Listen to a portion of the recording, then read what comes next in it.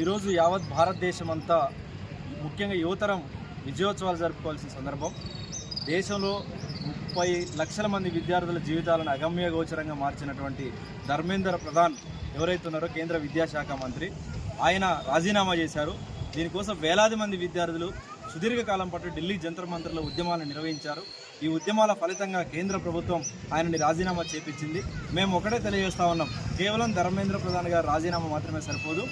ఎవరైతే ఉద్యమకారుల మీద లాఠీచార్జ్ చేశారో, ఎవరైతే బాష్పాయ గోళాలు ప్రయోగించారో, ఎవరైతే మైనర్ విద్యార్థుల మీద దాడులు చేశారో, నేమ్ బోర్డు లేకుండా, యూనిఫామ్ లేకుండా విచక్షణ రహితంగా దాడులు చేశారో వాళ్ళ మీద కూడా చర్యలు తీసుకోవాలని మేము కోరుతా ఉన్నాం. అదేవిధంగా ఈ భారతదేశంలో డైవర్సిటీని కాపాడలేని కారణంగా నీటిని సెంట్రలైజేషన్ ఆఫ్ ఎడ్యుకేషన్ లాగా చేసిన కారణంగా ఈరోజు ఒక దగ్గర పేపర్ లీక్ అయితే మొత్తం భారతదేశం అంతా మూల్యం చెల్లించింది.